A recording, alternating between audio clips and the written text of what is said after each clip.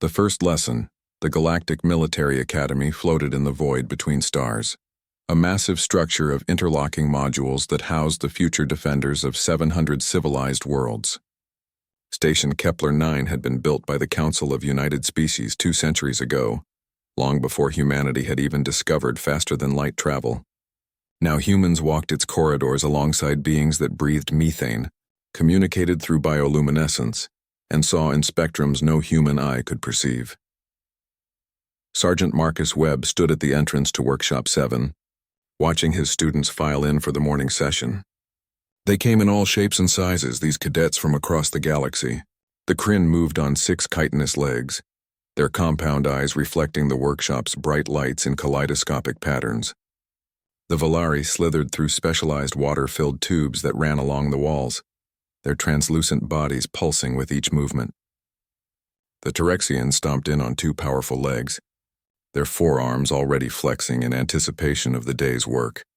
Marcus was the only human instructor in this section, and at first glance, he seemed unremarkable compared to his students. No extra limbs, no natural armor, no ability to survive in vacuum for short periods. Just a man of average height with calloused hands and patient brown eyes that had seen more than most people twice his age.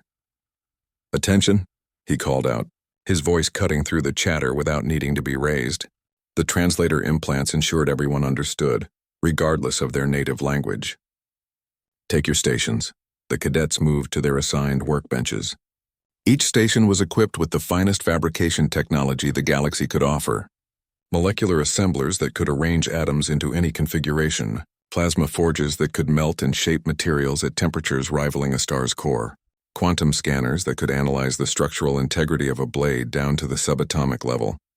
Marcus walked between the rows, his boots clicking on the metal floor.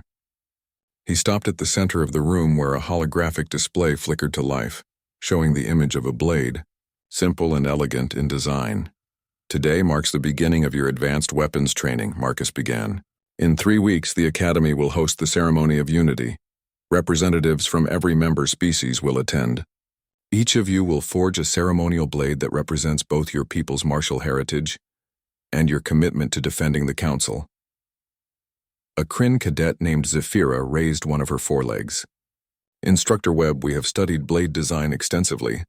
The specifications for ceremonial weapons are well documented.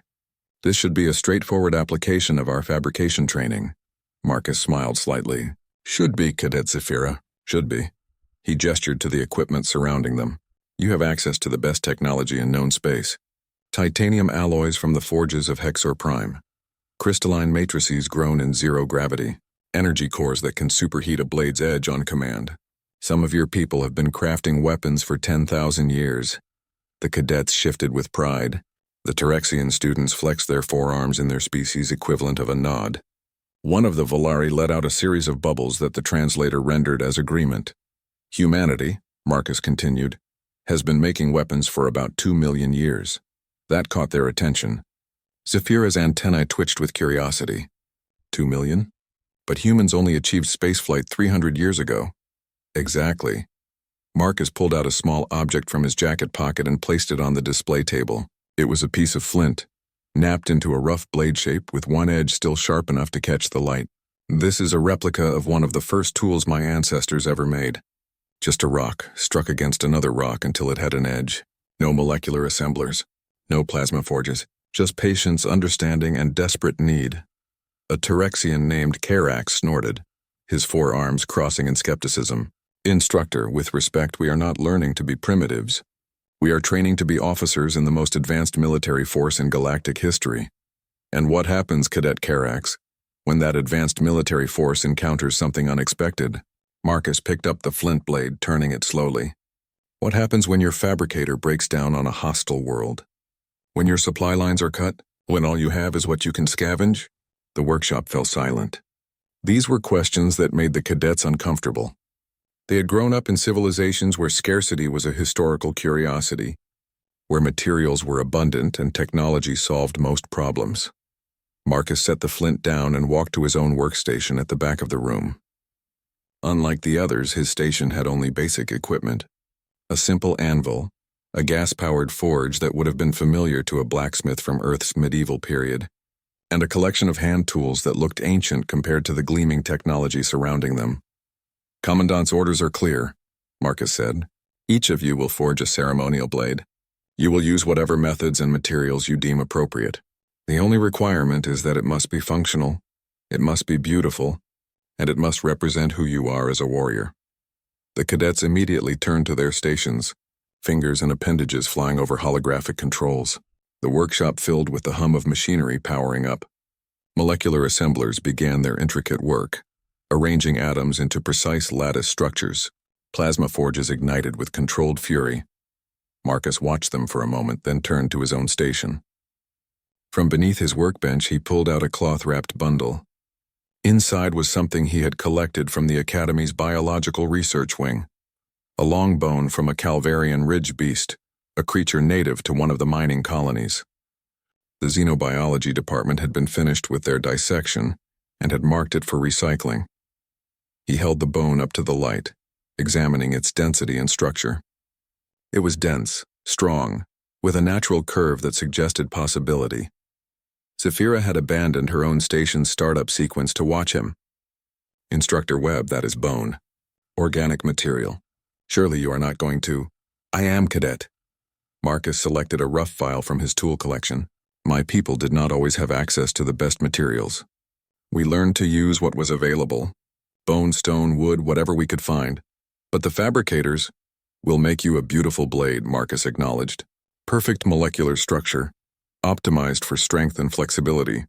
But I am not here to teach you what technology can do. I am here to teach you what you can do when technology fails." He began to file the bone, long, steady strokes that sent fine powder drifting to the floor. The sound was soft, almost meditative, completely unlike the high-tech whir of the fabrication equipment.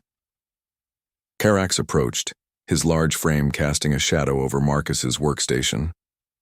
"Instructor, this is foolishness. That bone will break against any proper blade. You are wasting your time."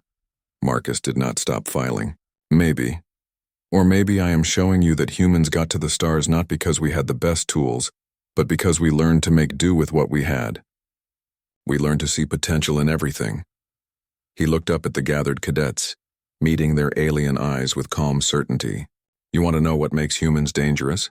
It is not our ships or our weapons. It is that we spent 2 million years learning to turn anything into a tool, anything into a weapon, anything into a solution. We are the species that looked at rocks and bones and said, 'This will do.'" The workshop returned to its work, but Marcus noticed several cadets glancing his way as he continued shaping the bone with patient, practiced movements. The lesson had begun, though most of them did not realize it yet. In 3 weeks they would understand. In 3 weeks they would see what human ingenuity really meant. The bone blade was just the beginning.